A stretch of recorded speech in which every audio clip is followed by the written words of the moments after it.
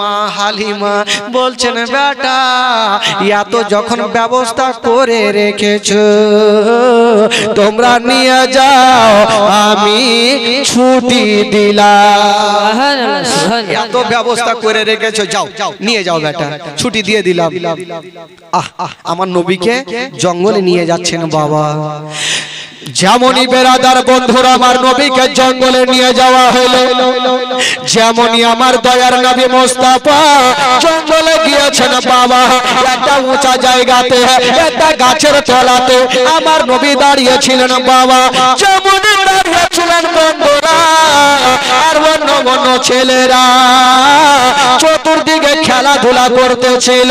হঠাৎ করে দেখা গেল বন্ধুরা জঙ্গলের দিক থেকে কিছু বড় বড় পাখগুলা বেরিয়ে আসে আমার নবীকে ঘেরাও করে নিল। যেমনই ঘেরাও করে নিয়েছেন বাবা মাসুদ দূর থেকে দেখলো জানি না আমার ভাইকে ঘেরাও করে নিয়েছে হয়তো আমার ভাই আর জিন্দা থাকবে না। মাসুদ পালিয়ে গেল মার বুকে লেগে গেছে মা গো সব শেষ হয়ে গেল মা বরবাদ হয়ে গেল মা। কি হলো রে বেটা বলছেন মা গো আমরা জঙ্গলে খেলাধুলা করছিলাম মা হঠাৎ করে পাখগুলা বেরিয়ে এসে মা আমার ভাইকে ঘেরাও করে নিয়েছে হয়তো আমার ভাই এতক্ষণ বেঁচে নাই মা। মা হালিমা এই কথা যেমনই শুনতে নাই বাবা মনে হচ্ছে পাহাড় চেপে গেল। বলছেন আল্লাহ এটা আমার সন্তান নয় এটা হলো আমেনার সন্তান। এই সন্তানকে যদি কিছু হয়ে যায় আমেনাকে মুখ দেখাতে পারবো না। ওরে বেটা মাসুদ রে আমাকে তাড়াতাড়ি করে জঙ্গলে নিয়ে চলো। যেমনই বেরাদার মা বেটা জঙ্গলের দিকে চলে যাচ্ছে না বাবা। অর্ধেক রাস্তা গিয়েছে গো যেমনই কাছাকাছি হচ্ছে না ওইদিকে বাঘে যে আমার নবীকে ঘেরাও করেছিল আমার নবীর কি ক্ষতি করেছিল না রে বাবা না।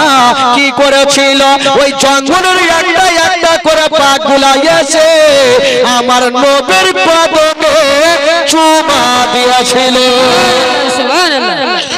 বলুন সুবহানাল্লাহ সুবহানাল্লাহ। আমার নবীর কদমে চুমা দিয়ে লাইন ধরেছেন বাবা।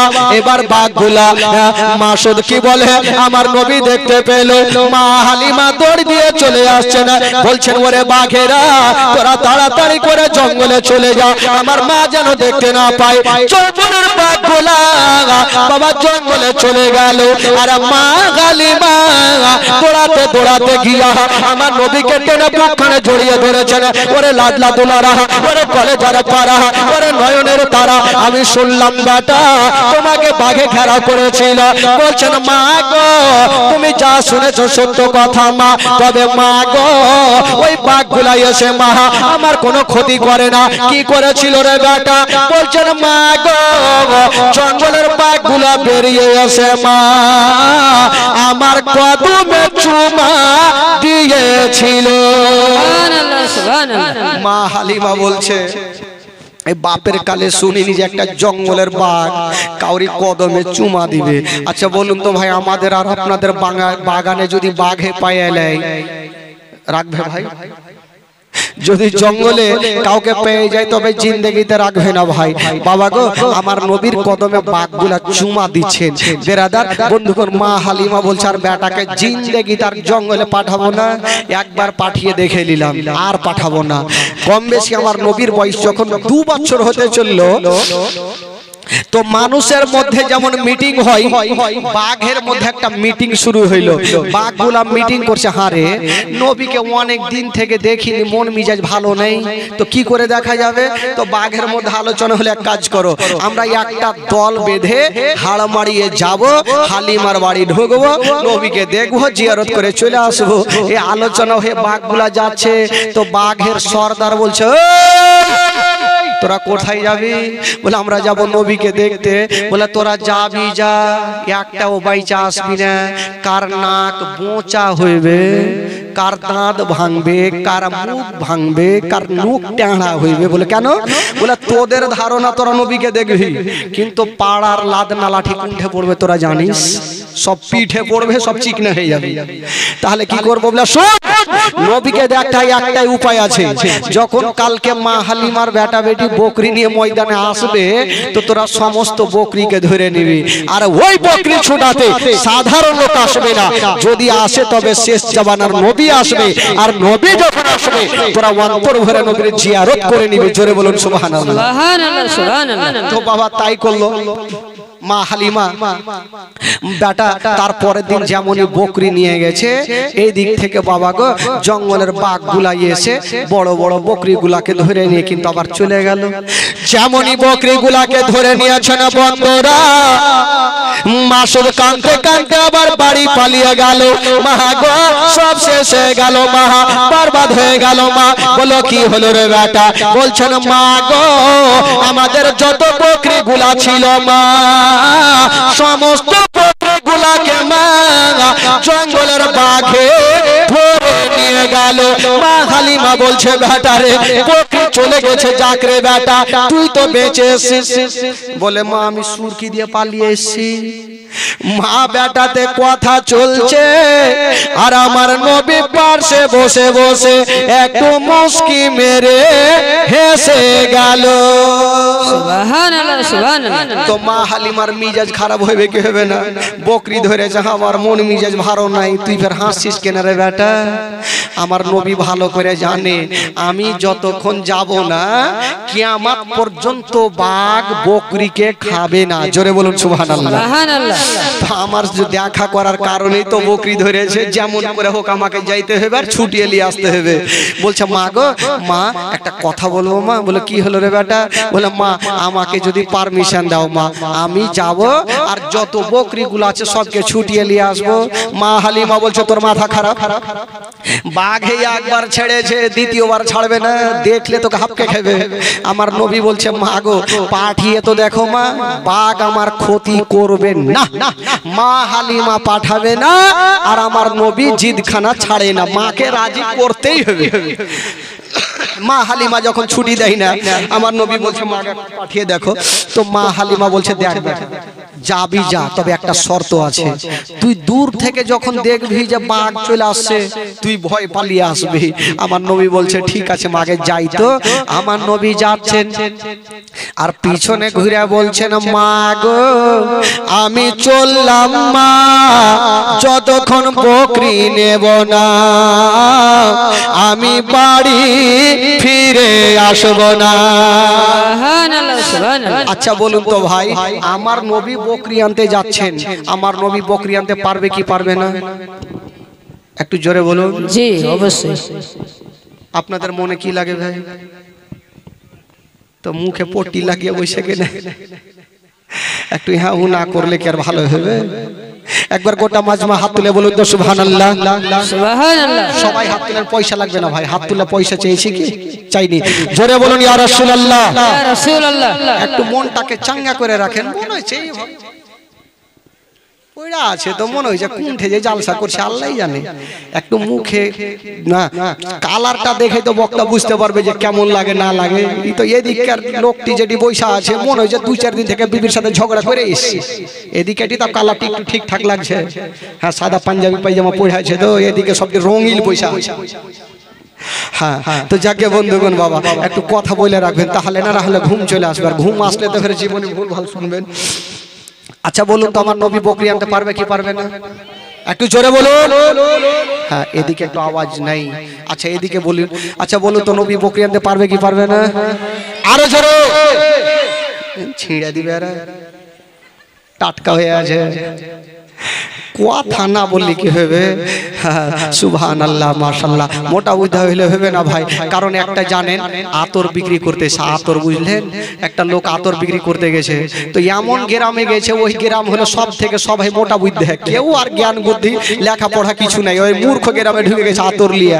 তো আতর লিয়ে আস্তে আস্তে আস্তে এই রাস্তার কোলে দেখছে কিছু কিছু ছোট ছোট বাচ্চারা খেলাধুলা করছে, তো আতরওয়ালা ভাবলো এখানে রাখবো, আর সেন যদি তাদের না খেয়ে যায় তাহলে কি না লিবে, দিবে তো ঠিকই কথা সেন যখন গেছে বাচ্চা ছেলেগুলো দৌড়িয়ে চলে গেছে চাচা কি আছে বলে আতর বলে তাড়াতাড়ি দেন এই বাচ্চাগুলাকে ভাবলো লোকটা ভাবলো ওর একটু হাতে লাগিয়ে দিই সুইং হ্যাঁ দেখবে আতর সেন পাবে তো কিনে নিবে যেমনই হাতে লাগে যে তো সুইং হ্যাঁ দেখবে কি জিভ হালিয়ে চাইটা খাইয়ে দেখছে আতরওয়ালা চিন্তা করলে এই কোন গ্রামে আইনু মোটা বুঝতে রে এই আতর খাইয়ে দেখছে এই যদি এরকম করে থাকি আমার সব আতর শেষ করে দিবে তাড়াতাড়ি সাইনটাকে ভাগার চেষ্টা করছে আর ইয়ারা বলছে দেন আরো দেন এবার হঠাৎ করে গ্রামের মড়ল চলে আসে এই লোকটা ভাবলো এই মড়লকে বলে এরাকে মাইর খাওয়াবো কেমন আতর খাইতে জানে মড়লকে ডাকলে এ মড়ল সাহেব আরে আপনাদের গ্রামের বাচ্চা কাচ্চাকে কি মানুষ করে রেখেছে বলো কি হলো বলে আরে আতর দিলাম তো ওরা চাইটা দেখছে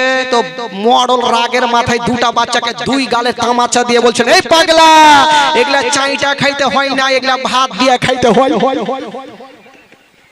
মানে ওয়ার থেকে ওয়ারও মোটা বুঝতে ওই রকম হইলো ব্যাপার ভাই কোন গ্রামে এসে এদিক বলছে তো এদিক বলে না এদিক বলছে তো ওইদিক বলে না জোরে বলুন সুবহানাল্লাহ আমার নবী বকরি আনতে যাচ্ছেন বাবা দেখেন আমার নবী বকরি কি করে নিয়ে আসেন যাই হালিমা তোমার কোলে কে গেছে দেখো না ওকে মেরে দেখো না কাছে গিয়া দেখো না দাঁড়া গিয়া দেখো না খুশবু সঙ্গে দেখো না তিন দুনিয়ার বাদশা যে তাজদারে মদিনা ও শিশুটার দয়ার নবী গেলেন একদিন ময়দানে সূর্য তখন লুকিয়ে দেখেন নবী আছেন কোনখানে শিশুটার দয়ার নবী গেলেন একদিন ময়দানে সূর্য তখন লুকিয়ে দেখেন নবী আছেন কোনখানে সামনে দুটি হাত রহমতের সাকিনা সামনে দুটি হাত রহমতের সাকিনা তিন দুনিয়ার বাদশা যে তাজদারে মদিনা তাই হালিমা তোমার কোলে কে গেছে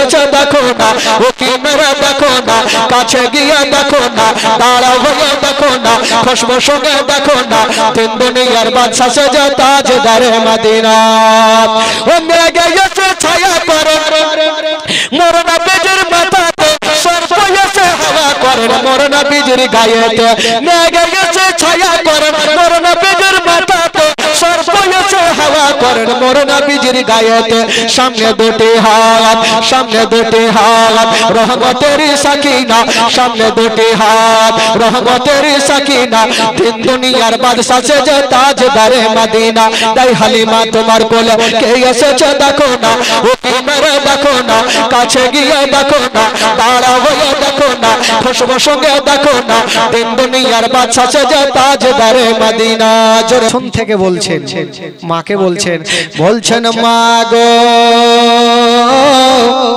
আমি চললাম মা যতক্ষণ বকরি নেব না আমি বাড়ি ফিরে আসব না মা হালিমা বলছে দেখ বেটা যাবি যা তবে একটু সাবধানে থাকিস বেটা যদি দেখবি যে বাঘ চলে আসছে তো ভয়ে পালিয়ে আসবি বলে ঠিক আছে মা চললাম আমার নবী মুস্তাফা যেমনই বাবা জঙ্গলে গিয়েছেন বন্ধুরা যেমনই জঙ্গলে যাবা বাঘের সরদার বলতে লাগলো ওরে বাঘেরা ওই যে দেখ নবী শেষ জামানার নবী চলে এসেছে আব্দুল্লাহর নয়ন তারা চলে এসেছে মা আমিনার কলেজার টুকরা চলে এসেছে আব্দুল মুত্তালিবের পোতা চলে এসেছে তোরা তাড়াতাড়ি করে যা আর নবীকে অন্তর ভরে তোরা জিয়ারত করে নে যা তাড়াতাড়ি করে যা আর নবীর অন্তর ভরে তোরা জিয়ারত করে নে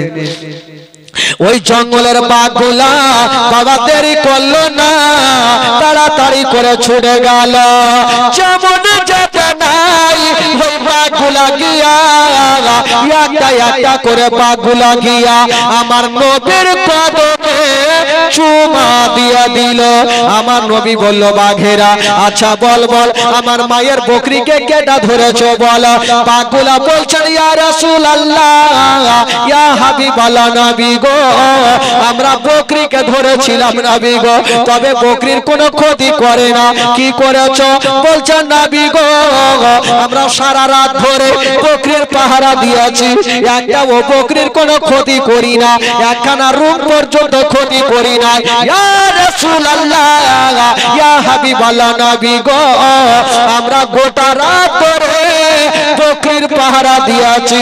ইয়া রাসূলুল্লাহ, আমাদের খাওয়ার ইচ্ছা ছিল না, আমাদের ইচ্ছা ছিল আপনার সঙ্গে দেখা করা।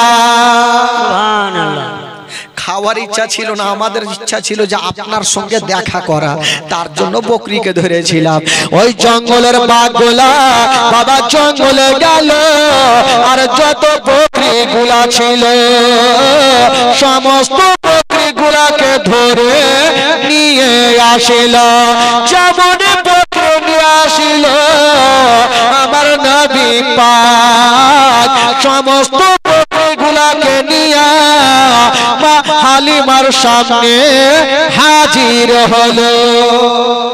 মা হালিমা বকরি গুলাকে দেখছে আর মাথায় হাত দিয়ে, আল্লাহ আমি জীবনে শুনিনি হয় আমার বেটাকে বাঘে ছাড়লো, বকরি পর্যন্ত কোনো ক্ষতি করে না।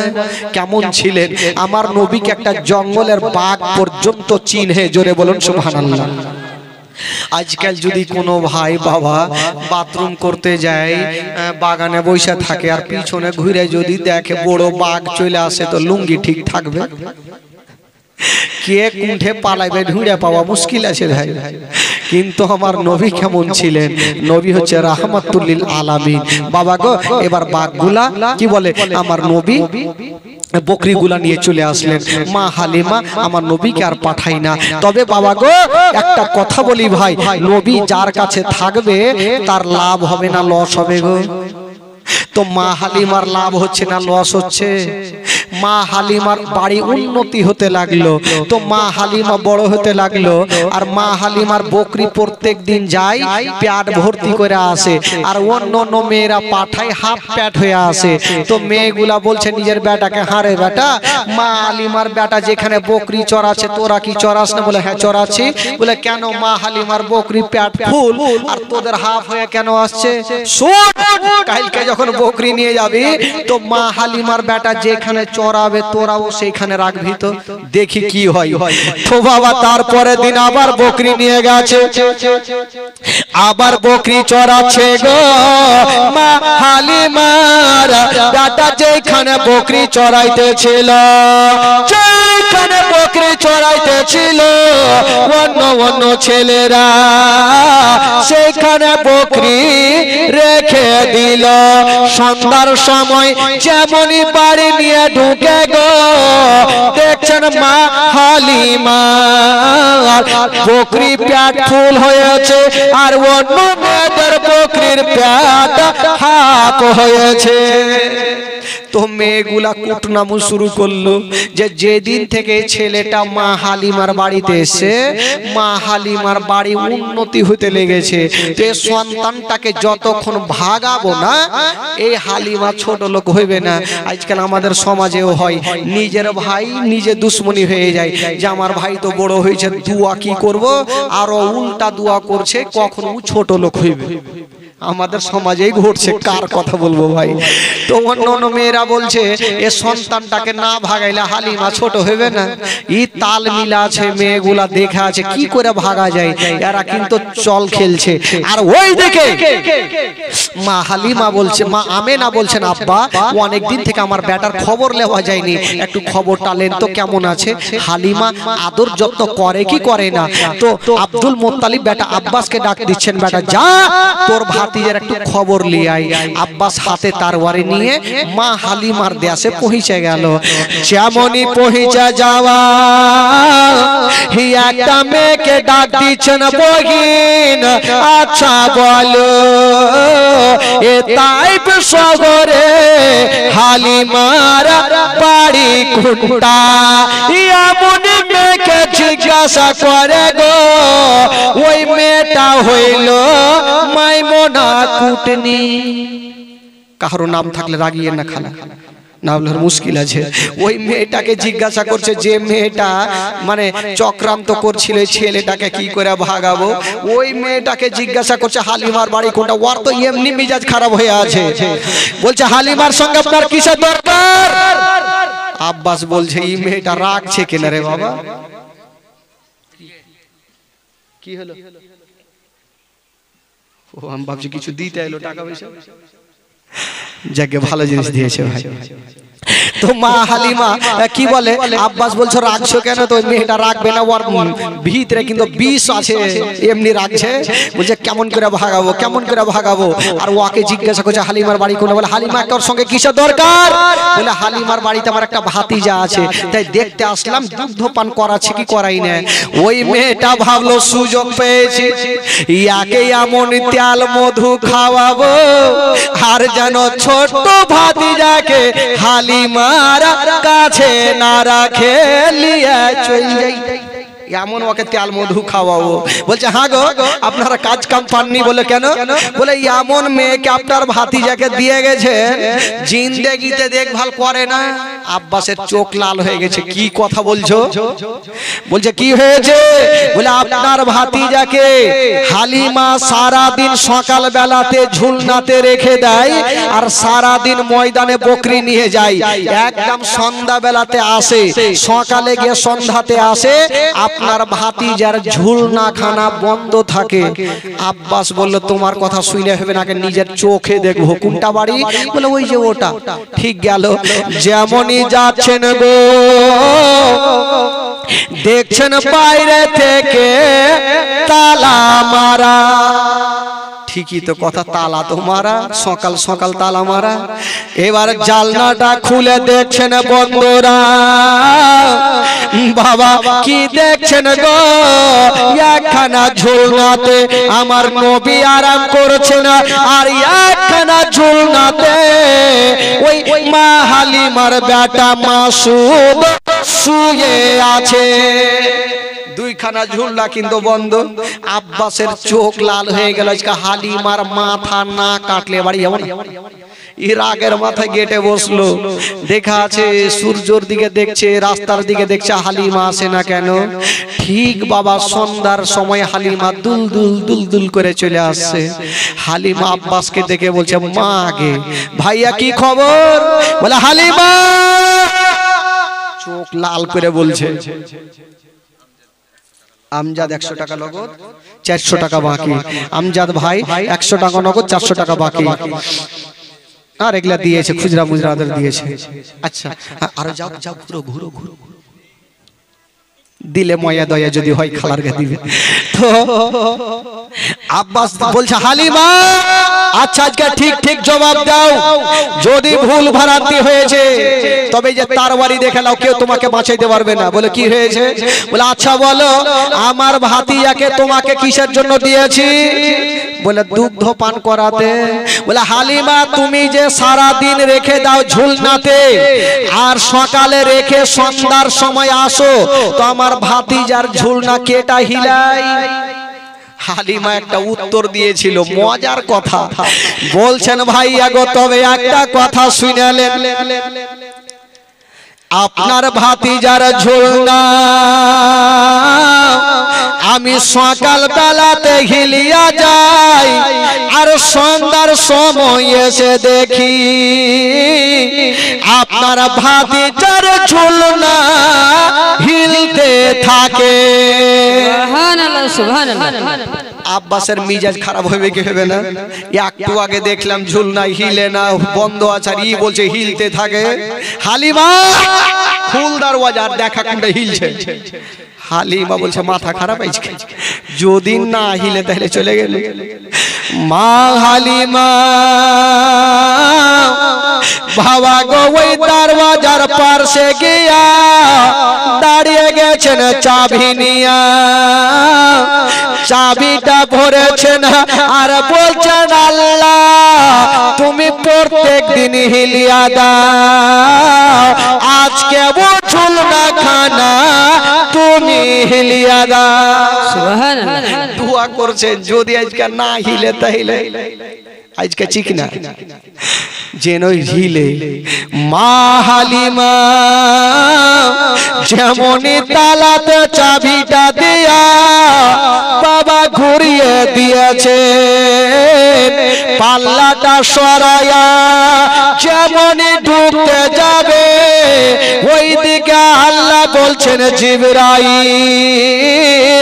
দেরি করো না, তাড়াতাড়ি করে যাও। আল্লাহ গো কোথায় যাও?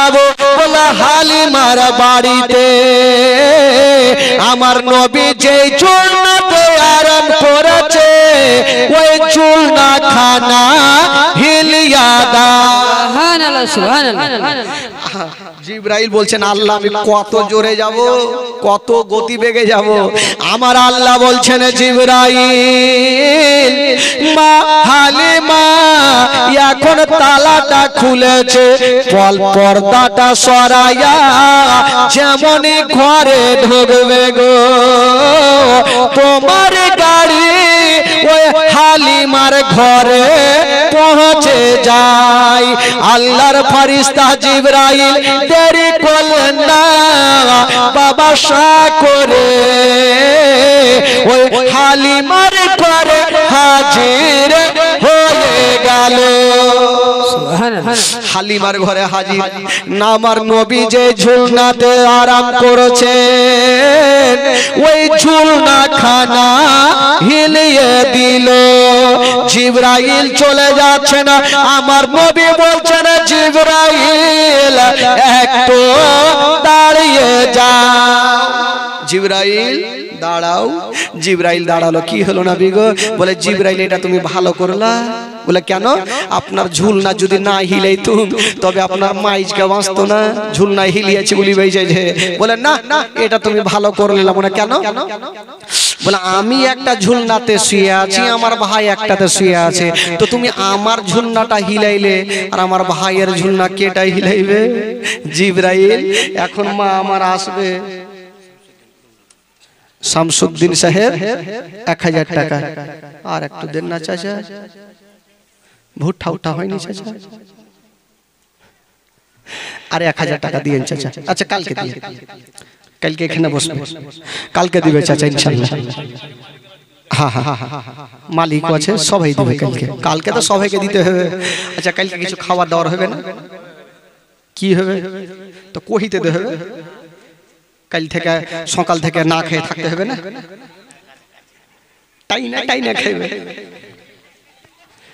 খালা সকাল থেকে হাঁড়ি না চড়ে না খাই আসতে হবে। লাইন ধরে খাইতে, ওই বছর লাইন ধরেছিল সবাই, একদম চটিয়ে খাবার হবে, চিন্তা নাই। তো এবার মা হালিমা কি বলে, মা সই কি আমার নবী বলছে জিবরাইল তুমি আমার ঝুলনা হিলাল, আমার ভাইয়ের কেটা হিলাবে। এখন মা আসবে, এসে দেখবে একটা বেটার ঝুলনা হিলছে, একটা হিলে না, তো মা কষ্ট পাবে না। আর জিবরাইল তুমি তো জানো মার মনে কষ্ট দিতে নাই। কবি লিখেছেন বাবা, মা বিনে বান্ধব নাই রে, মা বিনে বান্ধব নাই রে এই জগত করে। ভেবে দেখো কি করছো এই মায়ের লাগিয়া, ভেবে দেখো কি করছো এই মায়ের লাগিয়া। ও সন্তানের কিছু হইল আর মায়ের মনে আগুন চলে, নিভে না রে পানি দিলে, নিভে না রে পানি দিলে, নিভে না রে পানি দিলে আরো উঠে জ্বলিয়া। ভেবে দেখো কি করছো এই মায়ের লাগিয়া, ভেবে দেখো কি করছো এই মায়ের লাগিয়া। মা বিনে বান্ধব নাই রে, মা বিনে বান্ধব নাই রে এই জগত করিয়া। ভেবে দেখো কি করছো এই মায়ের লাগিয়া, ভেবে দেখো কি করছো এই মায়ের লাগিয়া। ও সন্তানের কিছু হইল আর মায়ের চোখে ঘুম আসে না, বাছা ধর্মর কোথায় গেল, বাছা ধর্মর কোথায় গেল, বাছা ধর্মর কোথায় গেল, আসে না কেন ফিরে। ভেবে দেখো কি করছো এই মায়ের লাগিয়া, ভেবে দেখো কি করছো এই মায়ের লাগিয়া। মা বিনে বান্ধব নাই রে, মা বিনে বান্ধব নাই রে এই জগত করে। ভেবে দেখো কি করছো এই মায়ের লাগিয়া, ভেবে দেখো কি করছো এই মায়ের লাগিয়া। মা হালিমা বাবা গো আমার নবী বলে জিবরাইল আমার ভাইয়ের জন্য হিলাও। জিবরাইল বলছে নবী গো আল্লাহর হুকুমে আপনার ঝুলনা হিলার অর্ডার আছে। আমার নবী বলছে জিবরাইল আল্লাহ হুকুম দিয়েছে আমার ঝুলনা হিলাতে, আর আমি তোমাকে হুকুম দিচ্ছি আমার ভাইয়ের ঝুলনা হিলাও। জিবরাইল বলছে এখন তো নবীর কথা শুনতেই হবে, যদি নবীর কথা না শুনি আমার আল্লাহ নারাজ হয়ে যাবে। দুখানা ঝুলনা হিলিয়ে জিবরাইল চলে গেলেন। এইদিকে মা হালিমা পর্দাটা সরাতে যাবে, বলছেন ভাইয়া আমি আগে যাব না, আগে আপনি ঘরে চলুন। কারণ আমি আগে যাব, যদি ঝুল না হিলে তো আপনি বলবেন হয়তো হালিমা আগে এসে হিলিয়ে দিয়েছে, আমি আগে যাব না, আগে আপনি চলেন। তো আব্বাস বলছেন হালিমা আমার যাওয়ার দরকার নাই, আমি আগে দেখে নিয়েছি আমার ভাতিজার ঝুলনা বন্ধ আছে, আমি যাব না, কারণ আমি তো আগে দেখে ফেলেছি, তুমি চলো। মা হালিমা যেমনই পর্দাটা সরাইয়া ঘরে গিয়েছেন বন্ধুরা, যেমনই ঘরে গিয়ে দেখছেন বাবা ওই আব্বাস একটু আগে সকাল বেলাতে দেখেছিল ঝুলনা বন্ধ, এখন দেখছেন বন্ধুরা ওই বন্ধ ঝুলনা খানা হাওয়ার গতিতে ঝুলতেছে। জোরে বলো সুবহানাল্লাহ। হাওয়ার গতিতে ঝুলছে। আব্বাস দেখলো ঠিকই তো কথা ঝুলছে। আব্বাস বলছেন হালিমা কিছু বুঝতে পারলাম না বহিন, একটু আগে দেখলাম ঝুলনা বন্ধ, দরওয়াজা বন্ধ, জালনা বন্ধ, তো কেটা হিলাইলো? মা হালিমা বলছেন ভাইয়া আমি তো সেটাই জানি না, তবে একটা কথা জানি আমি প্রত্যেকদিন হিলিয়া যাই আর সন্ধ্যার সময় দেখি আপনার ভাতিজার ঝুলনা হিলতে থাকে, আমি প্রত্যেক দিন দেখি হিলতে থাকে। এবার আব্বাস বললো যে ঠিক আছে হালিমা আমার নবীকে দেখলেন ভালো আছে, চলে গেল। আর ওইদিকে মাইমুনা কুটনি তেল মধু মাখিয়েছিল, উনি দেখলো যে এত তেল মধু খাওয়াইলাম তাও কাজে হইল না, ই তো বাবা মেয়েটা চলে গেল। আর আব্বাস একটু আগিয়ে যাচ্ছেন বাড়ির দিকে, একটু আগিয়ে গিয়ে দেখছেন ছোট্ট ছোট্ট বাচ্চাগুলা খেলাধুলা খেলছে, কে মোটর সাইকেল, এই যে মেলার খেলনাগুলা নিয়ে খেলছে, কে গাড়ি, কে বাড়ি, কে মোটর সাইকেল, কে পুতলা নিয়ে খেলছে। আব্বাস আবার ঘুরে আসলো, বলছে না হালিমা ও বহিন হালিমা আচ্ছা বলো তুমি তো প্রত্যেক দিন সকাল বেলাতে ময়দানে চলে যাও, আমার ভাতিজা থাকে, আমার ভাতিজার খেলনা কোথায় আছে? মা হালিমা বলছেন ভাইয়া গো বিশ্বের মধ্যে এমন কোন খেলনা নাই আপনার ভাতিজার খেলনা কোন দোকানে পাওয়া যাবে না, আপনার ভাতিজার খেলনা কোন মেলাতে পাওয়া যাবে না, আপনার ভাতিজার খেলনা কোন জায়গাতে পাওয়া যাবে না। বললো কেন?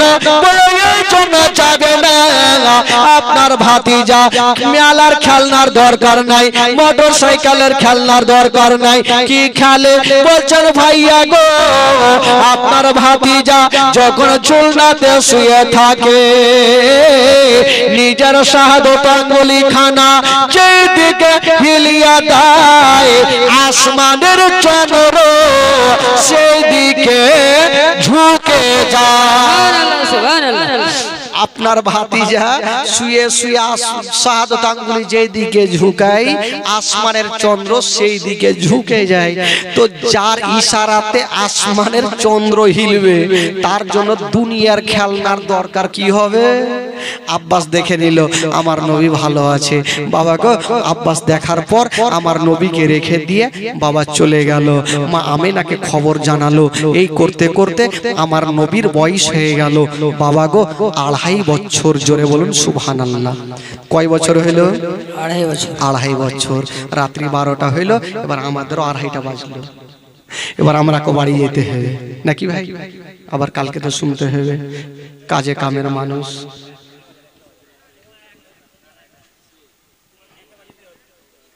अच्छा ये बोकरी लिए इससे लग अच्छा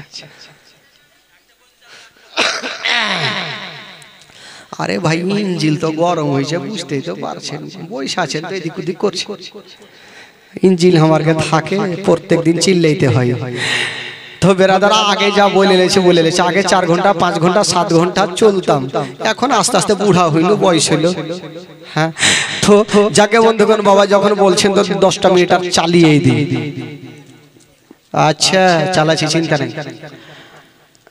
আচ্ছা একবার জোরে সোরে আগে দুরূদ পাক পড়ুন তো, মন খুলে জোরে সোরে পড়ুন। আল্লাহুম্মা সাল্লি আলা সাইয়্যিদিনা মাওলানা মুহাম্মদ ওয়া আলা আলি সাইয়্যিদিনা ওয়া আলা আলি সাইয়্যিদিনা মাওলানা মুহাম্মদ। আল্লাহুম্মা সাল্লি আলা সাইয়্যিদিনা মাওলানা মুহাম্মদ ওয়া আলা আলি সাইয়্যিদিনা ওয়া আলা আলি সাইয়্যিদিনা